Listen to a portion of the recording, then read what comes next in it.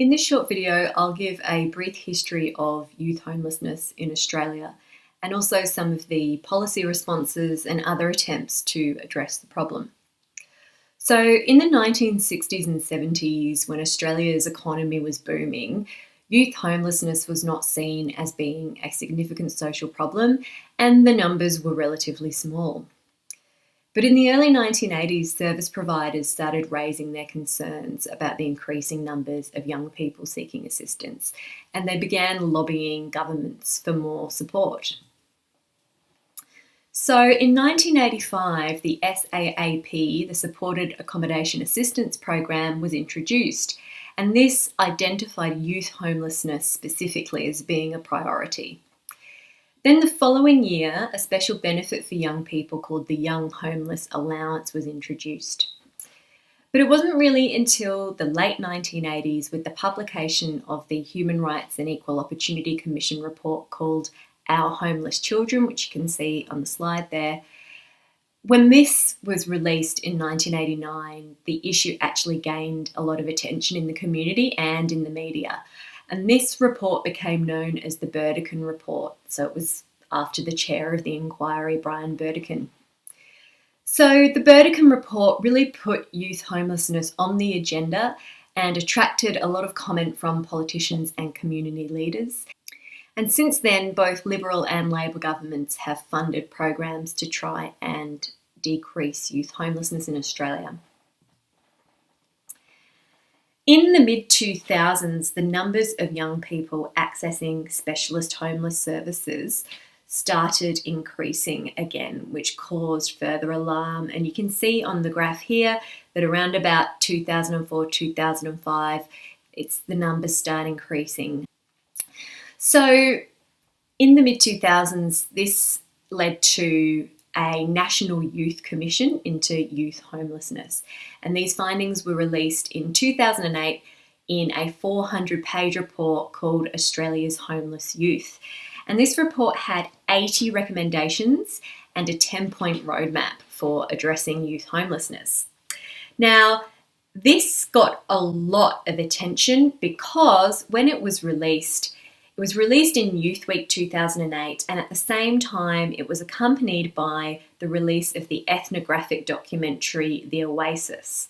And this documentary was screened on ABC TV, and the screening was followed by a panel discussion hosted by Tony Jones, who was the host of Q&A for many years. So this documentary was filmed over 2 years at the Oasis Youth Support Network run by the Salvation Army in Sydney. And it follows the daily lives of staff and the young people who use this refuge. And it was very confronting viewing for the public at the time, as it showed the challenges faced by homeless youth, including drug abuse and violence. And it really got a lot of attention. So I think the Oasis is a very good example of the power of ethnographic filmmaking in being used as a tool for social change. As along with it, there was an accompanying outreach and education campaign, and it was highly influential in making sure that youth homelessness was on the national agenda. If you are interested in watching the documentary, you can access it by clicking the link on the slide. I'll put the slides up on LMS. And also in 2019, a follow-up film was released showing what had happened to the kids who were featured in the documentary. You can see that on the slide there. It's called Life After the Oasis.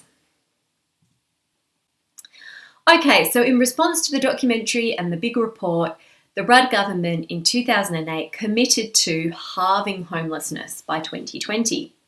And in a white paper entitled The Road Home, A National Approach to Reducing Homelessness, they identified 3 key policy strategies to meet their goal. So the first one was turning off the tap, which is basically talking about early interventions. So trying to address the issues that lead people to becoming homeless in the first place.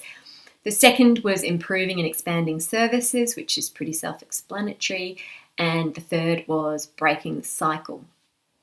So while a lot of energy and money were put into this at the time, the goal of halving homelessness by 2020 was not met.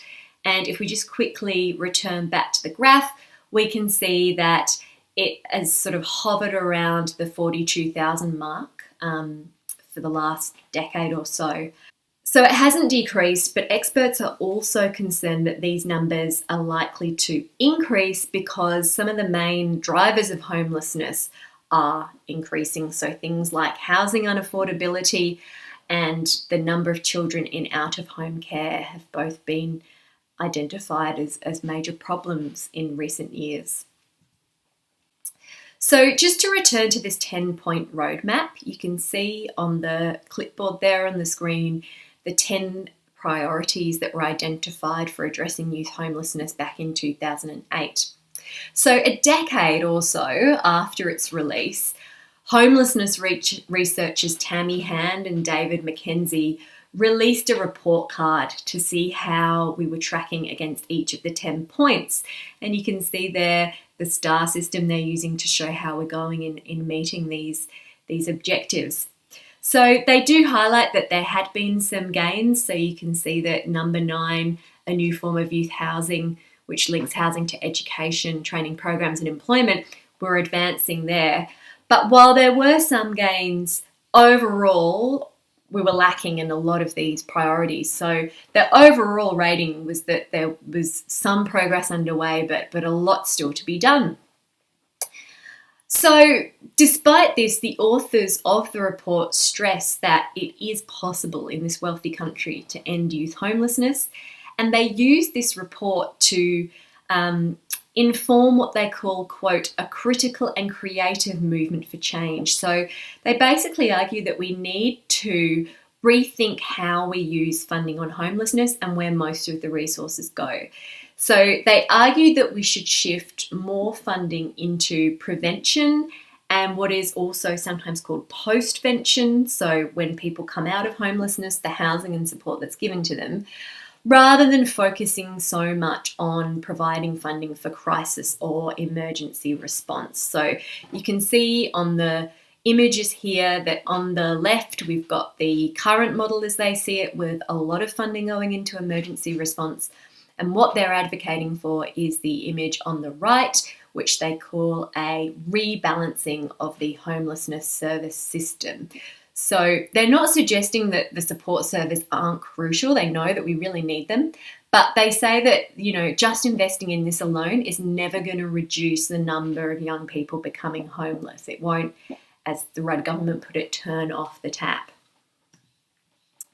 So I'll just talk about some programs that have been showing success in recent years. So one of the ones that focuses on early intervention, or what is sometimes called the front end, is this thing called the COSS model. So this stands for the Community of Schools and Services model. And it's being adopted in places like Australia, the US, Canada, and Wales. And it's designed to reduce family issues when they are heading towards a crisis and possible homelessness, and to try and prevent early school leaving. So this model is known as a collective impact initiative because different local groups work together and share information to try and support young people. So schools and community services identify students and families who might benefit from support, and then they work together to support the students and families in their home and in their schools and try and address the issues that often lead to disengagement and homelessness.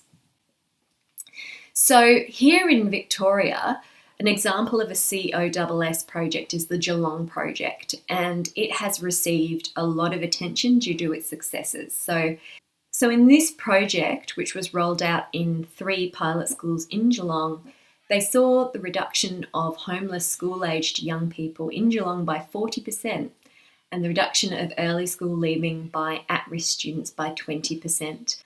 So on the other side, on the other side of crisis response, sometimes this is called back-end or postvention supports, these are also being reconsidered.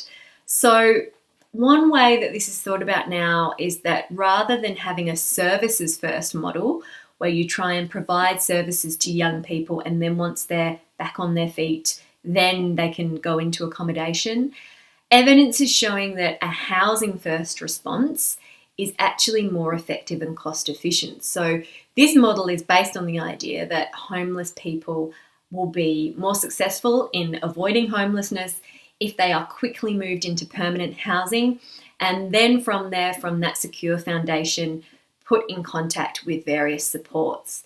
So, an Australian example of this is the My Foundation Youth Housing Company, and this offers 5-year secure tenures for young people, and it links them to support services, to education and employment services. And at the moment, this is currently only available in some areas of Australia, I think mostly in New South Wales. But one of the things researchers and youth workers are advocating for is that governments should invest in these kinds of schemes more and roll them out across Australia.